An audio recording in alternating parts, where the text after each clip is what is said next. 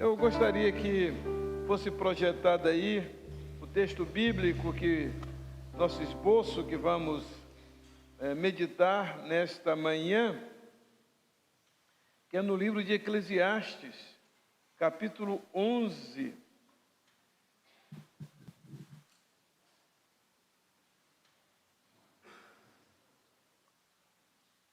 Olha que coisa interessante. Lança o teu pão sobre as águas, porque depois de muitos dias o acharás. Versículo 2: reparte com 7 e ainda com 8, porque não sabes que mal sobrevirá à terra.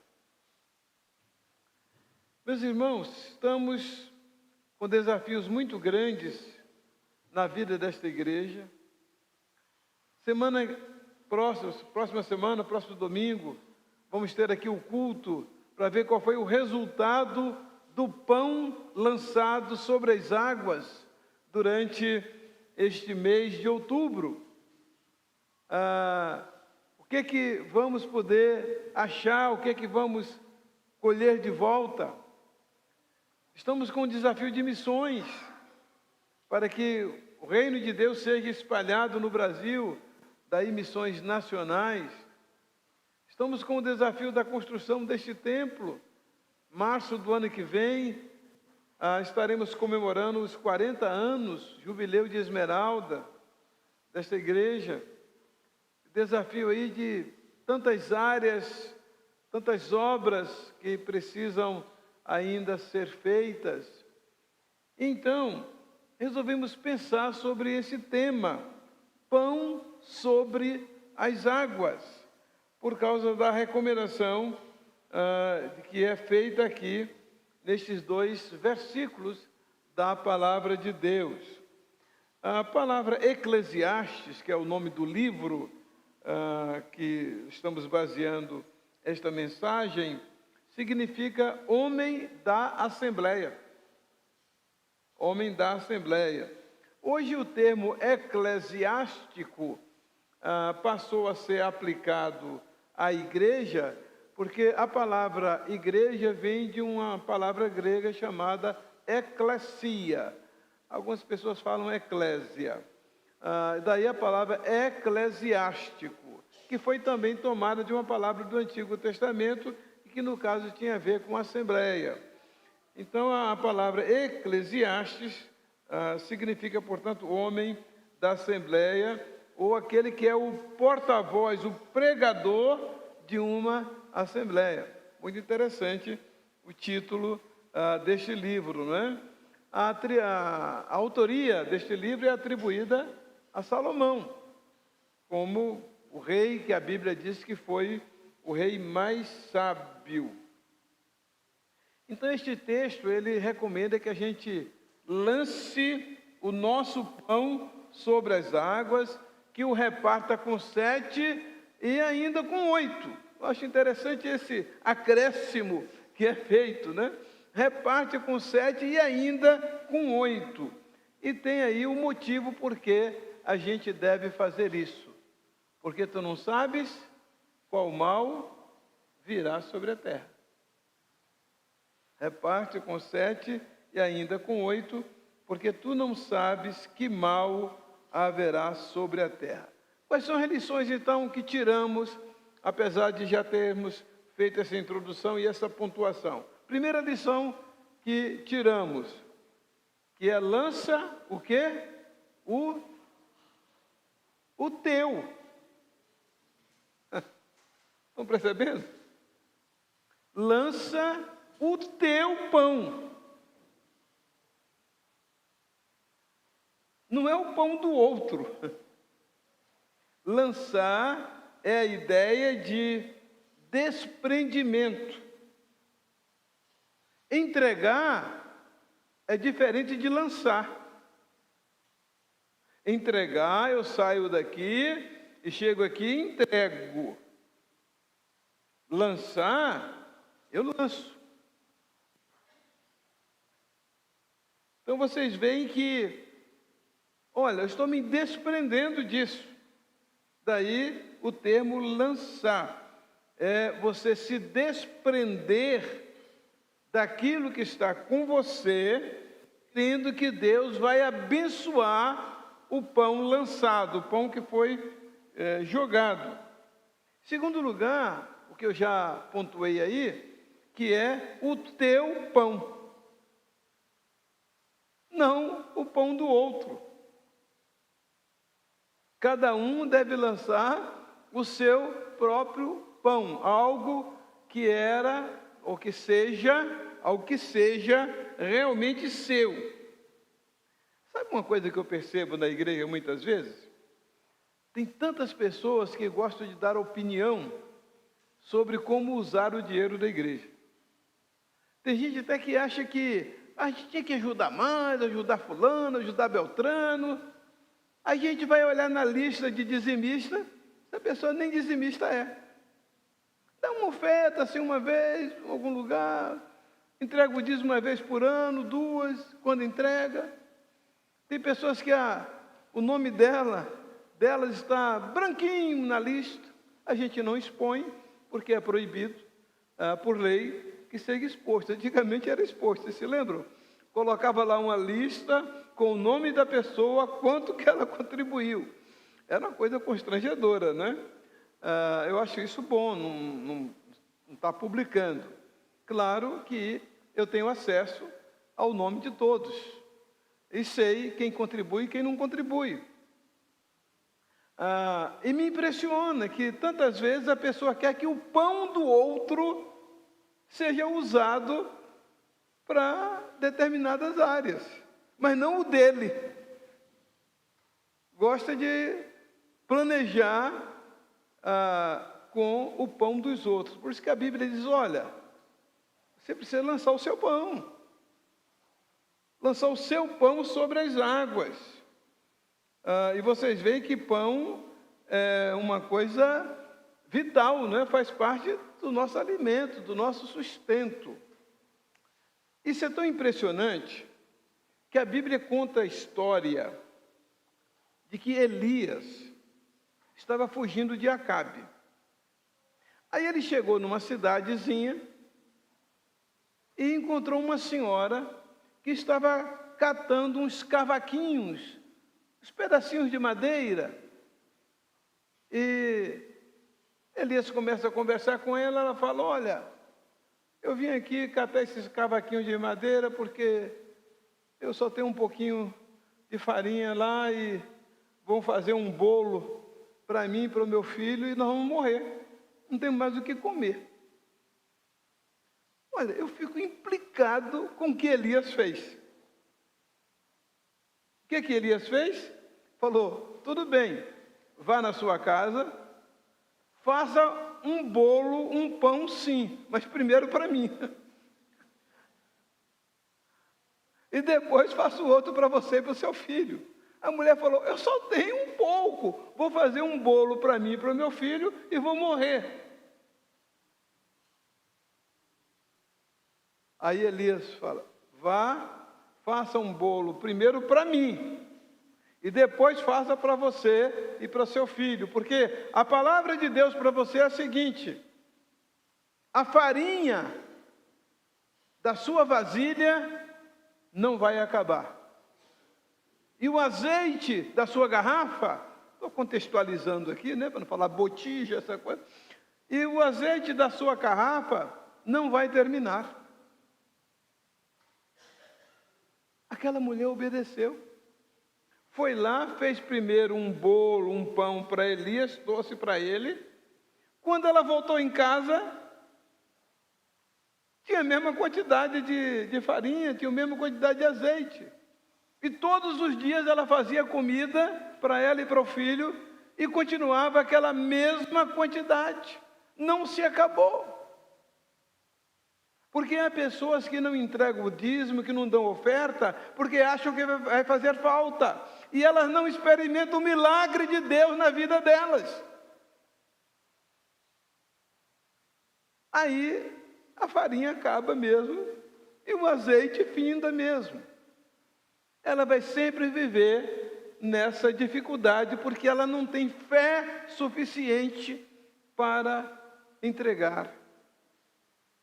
Há aquela discussão, mas o dízimo não é do Novo Testamento, o dízimo é do Velho Testamento. Meu irmão, não pense em valor, em percentual, pense no seu coração, porque a Bíblia diz que cada um contribua conforme propõe no seu coração. Aí tem gente que propõe no coração não contribuir. Não, eu vou pagar minhas dívidas, resolver meus problemas depois, porque pode ser que a farinha da botija, a farinha da panela acabe e o azeite da botija termine. Sabe outro exemplo, agora no Novo Testamento? A história daquele menino que estava com um lanche.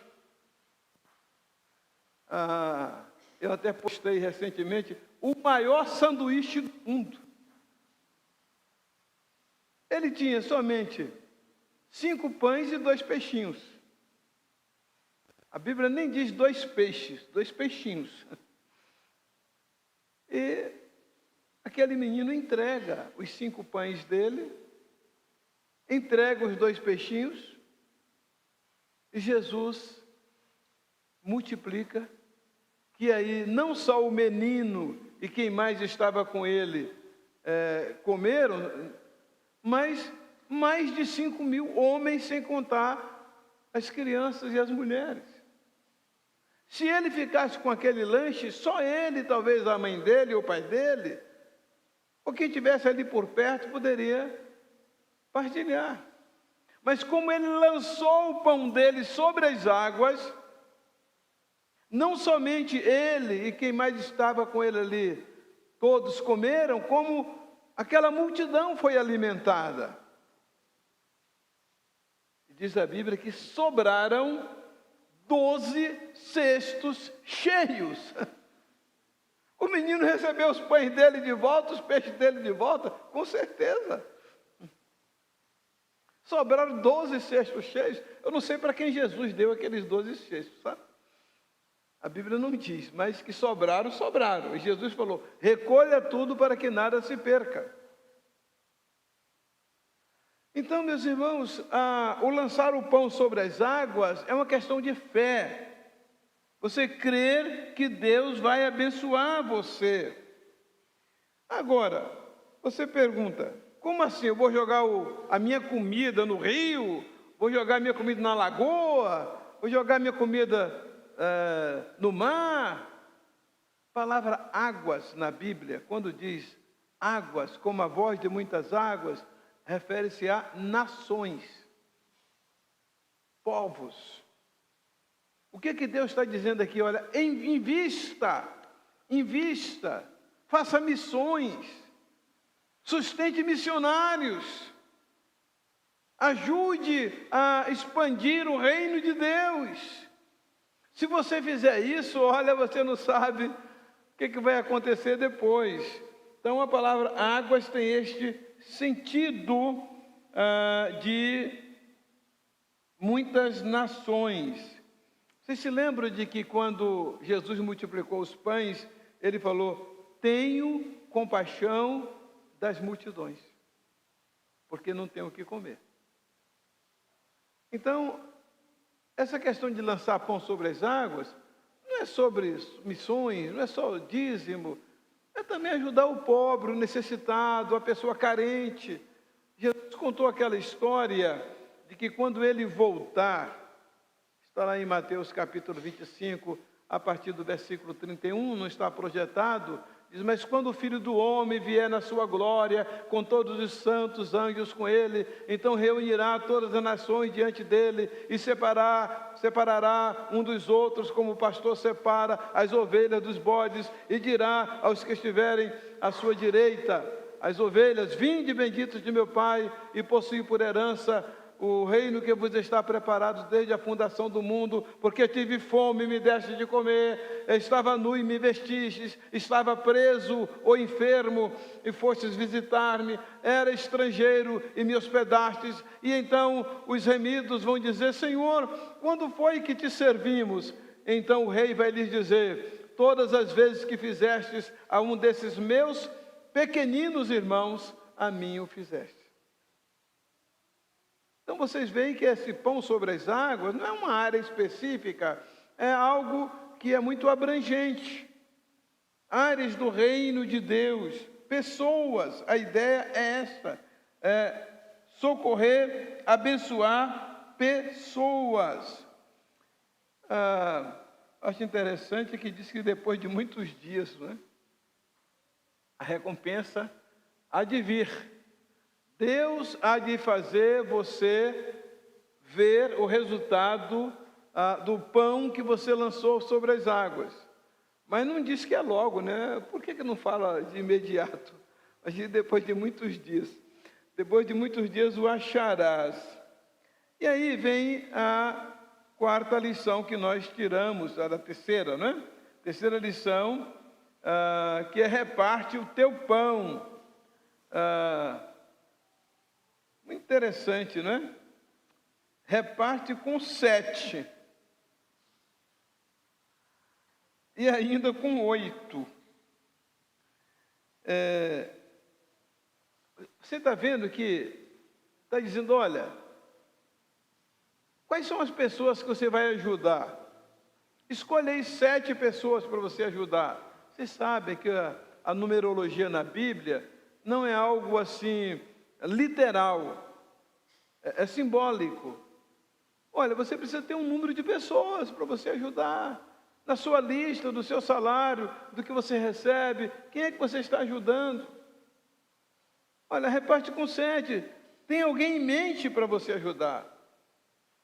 Há muitas pessoas que elas têm assim um estilo de vida que elas dizem, olha, o que eu ganho, eu penso também em ajudar o próximo, em socorrer alguém. Eu acho isso, sabe, muito elogiável. Você ter alguém que você quer ajudar, que você quer abençoar.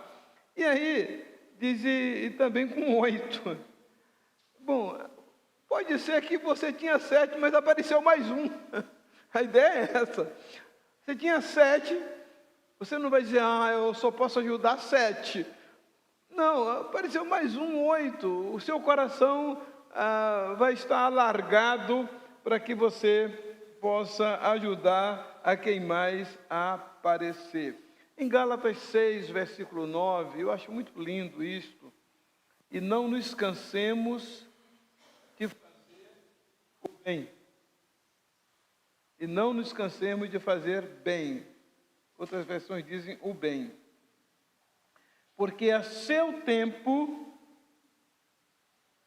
estão vendo que não é quando a gente quer. A seu tempo colheremos, ceifaremos. Mas nós só vamos escolher se a gente não desanimar. Estão vendo aí? Está dizendo? A gente tem que ler a Bíblia, viu, gente? E não nos cansemos de fazer bem, porque a seu tempo, no tempo oportuno, no tempo de Deus, ceifaremos, se não houvermos desfalecido. Então, é preciso haver perseverança. Vocês se lembram daquele texto de 1 aos Coríntios, capítulo 15, versículo 58? Portanto, meus amados irmãos, sede firmes e constantes, sempre abundantes na obra do Senhor. Firmes, constantes e abundantes, sabendo que o vosso trabalho não é vão no Senhor. O que fazemos para Deus, irmãos, até um copo de água fria. Jesus disse que um copo de água fria que for dado a um servo de Deus, que essa pessoa vai ser recompensada por um copo de água fria. Essa semana, contei para Joshua e eu falei para ele que ia contar essa ilustração aqui no culto de hoje pela manhã. Lá em casa é um desafio para ter história para contar todas as noites, né? Conta-se, eu já contei essa história aqui uma vez, mas como eu contei num culto de quinta-feira, né, acho que poucos estavam aqui. Um adolescente, os pais dele morreram, e ele ficou assim muito desamparado, E ele chegou na casa de uma pessoa de posse, um fazendeiro, e falou: olha, eu estou querendo ir para a capital, o senhor sabe que meus pais morreram, o senhor poderia me ajudar? Então, eles deram uma ajuda significativa ao adolescente. E ele foi para a capital. E aí, 30 anos depois, aqueles fazendeiros, aquela família, nem se lembrava mais disso, aquela coisa fortuita que passa alguém na sua casa, conta uma história e pede uma ajuda. Então, a esposa desse homem teve uma doença grave e na cidade próxima ali não teve quem cuidasse dela. Ele teve que levar a esposa para a capital e levou-a para um hospital especializado. Só que ele agora não tinha os recursos que tinha naquela época. Houve muitos reveses na vida dele. E aí ele foi para aquele hospital com o coração apertado, sabendo que ele não tinha um convênio, era apertado o momento dele, e o valor do tratamento ele sabia que era muito alto. Então ele procurou o diretor do hospital, o hospital disse: não, o senhor pode internar a sua esposa, depois a gente vê isso. Então foi feito todo o tratamento, aquela mulher foi curada, teve alta, e aquele homem procurou o diretor falando: moço, agora eu estou preocupado porque eu não sei como é que eu vou pagar a minha conta aqui. Ele falou: não se preocupa não, sua conta já foi paga. Disse: como assim? O senhor não está me conhecendo, mas eu sou aquele adolescente que o senhor ajudou. Aquela ajuda do senhor me fez chegar aqui na capital, começar a estudar, fiz o meu curso de medicina, fiz pós-graduação, fiz mestrado, doutorado, e eu hoje sou o diretor desse hospital. Então o senhor não vai pagar nada. Lança o teu pão sobre as águas, porque depois de muitos dias o acharás. Tudo que nós fazemos, irmãos, em bem do próximo, em bem do reino de Deus, sempre será recompensado. É uma lei estabelecida por Deus. Essa lei não será quebrada. O único problema é a gente desanimar, deixar de ajudar, porque a gente não foi reconhecido. Meus irmãos, como pastor, se eu fosse desanimar das pessoas que eu tenho ajudado, que depois elas viram as costas, como Jesus diz: aquele meu amigo levantou contra mim o seu calcanhar. Se eu fosse pensar nisso, eu já teria desistido há muito tempo. Mas a gente sempre se lembra, há um versículo lá em Colossenses 3:23 que diz assim: e tudo quanto fizerdes, fazei-o como se fosse ao Senhor, porque é o Senhor vosso Deus que servis. Então, o que nós fazemos não é para a gente esperar reconhecimento, esperar recompensa, mesmo que às vezes isso não aconteça. Mas é crendo que a recompensa e o reconhecimento vem de Deus. Até mesmo Jesus disse que a pessoa que ora já para ser reconhecida, que essa pessoa já recebeu a recompensa. Mas a pessoa que ora em secreto, que Deus vai responder em secreto. Jesus disse que a mão esquerda não deve saber o que a mão direita faz. Que a gente não deve tocar trombeta do que faz, mas deixar que Deus veja.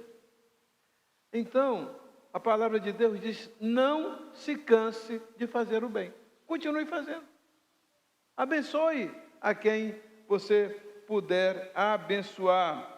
E uma das razões é porque você não sabe, porque não sabes que mal haverá sobre a terra.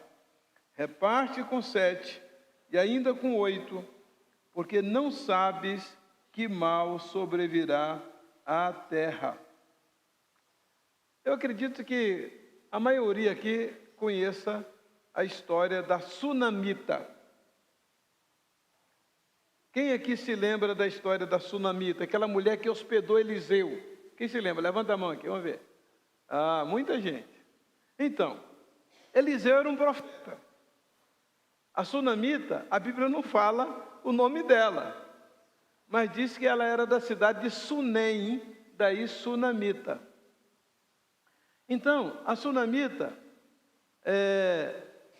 vendo que Eliseu passava sempre por ali, a Sunamita falou assim: olha, eu vejo que esse homem que sempre passa por nós é um santo homem de Deus. Então eu vou fazer o seguinte, eu vou fazer uma kitnet para ele. Fez uma kitnet para ele, ainda colocou uma mesinha lá. Acho interessante esse detalhe que a Bíblia diz, colocou uma mesinha lá. E então Eliseu tinha um ajudante dele, chamava-se Geazi. E aí um dia Eliseu manda chamar aquela mulher e fala: escuta, há alguma coisa que eu posso fazer por você? Mulher era rica, a Bíblia diz que ela era rica. Disse: não, eu estou bem, eu não preciso de nada. Há alguma coisa que eu posso falar com o rei? Não, eu estou no meio do meu povo.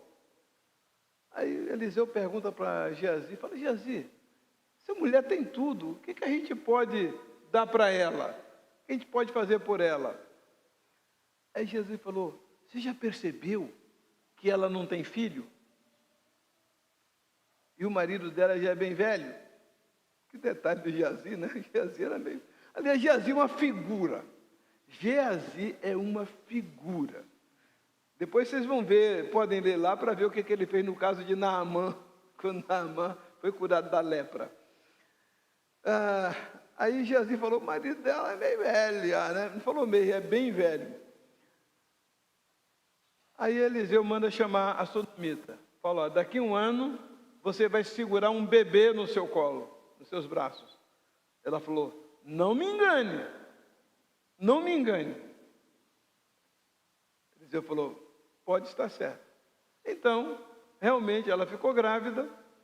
O bebê nasceu no tempo determinado por Eliseu.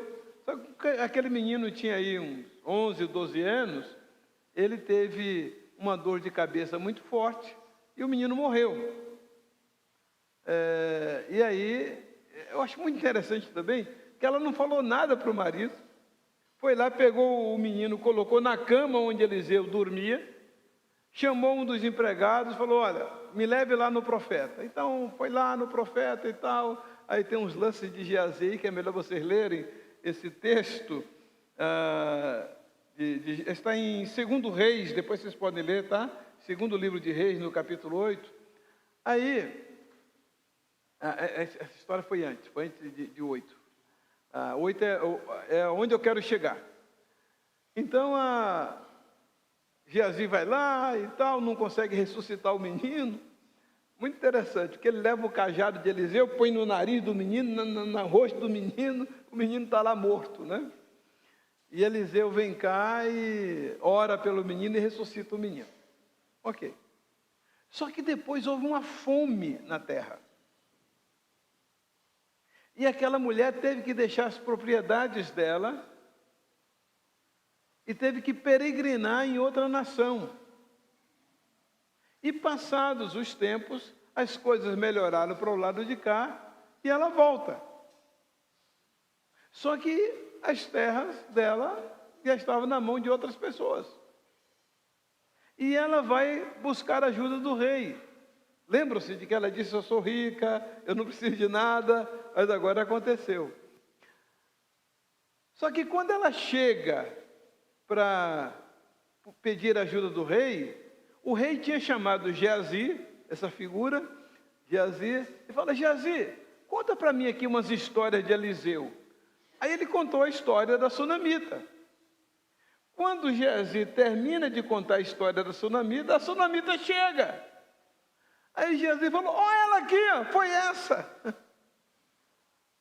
E aí a mulher conta a história dela para o rei, confirma tudo que Geazi disse, fala do problema que ela estava vivendo, e no capítulo 8, versículo 6, diz assim, 2 Reis 8:6, interrogou o rei a mulher, e ela lhe contou tudo. Então o rei lhe deu um oficial, dizendo, faze restituir-lhe tudo quanto era seu e todas as rendas do campo, desde o dia em que deixou a terra até agora.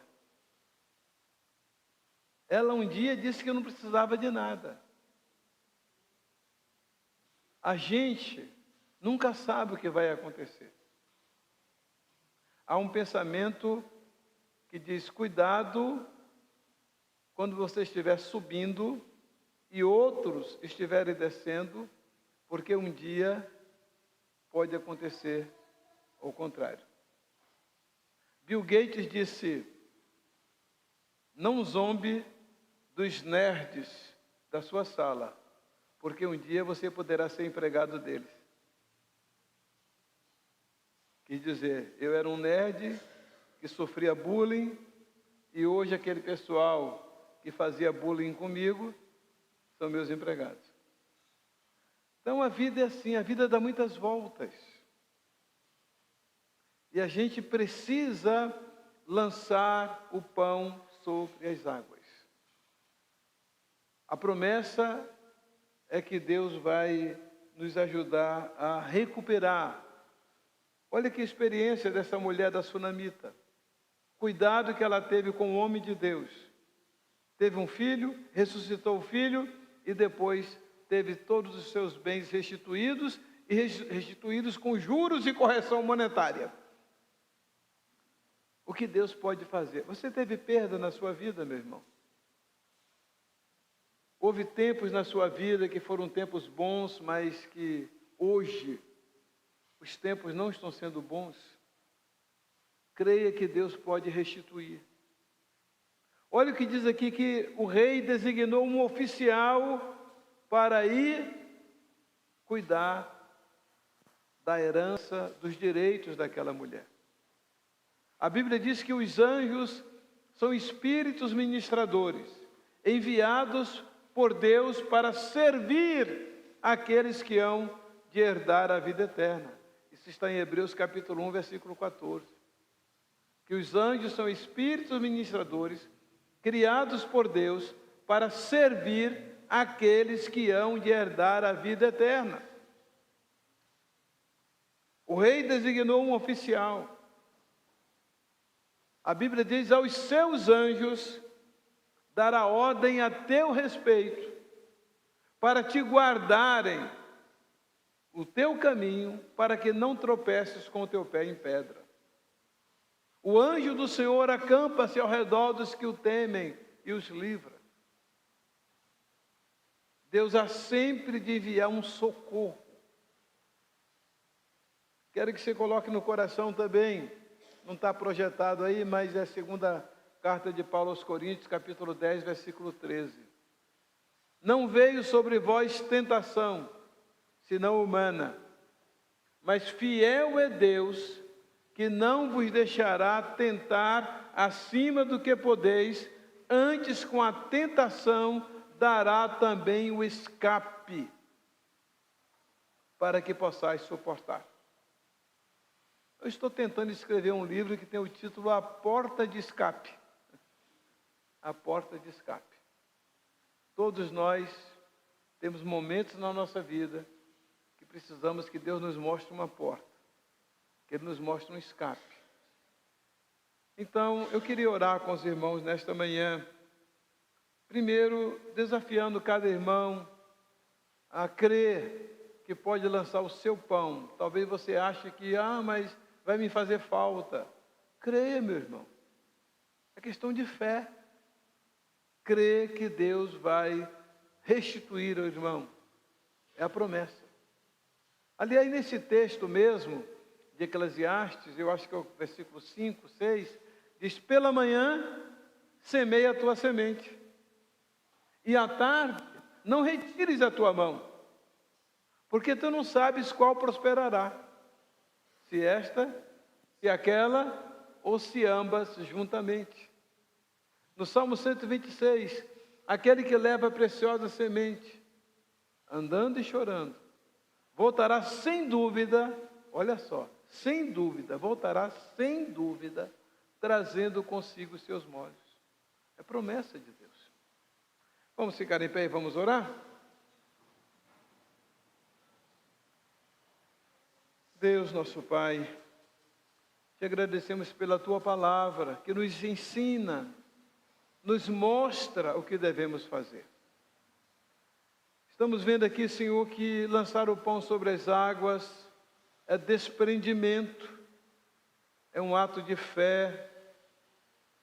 Estamos vendo também, Senhor, a promessa de que tu vais nos abençoar, reencontrando o nosso pão que foi lançado sobre as águas.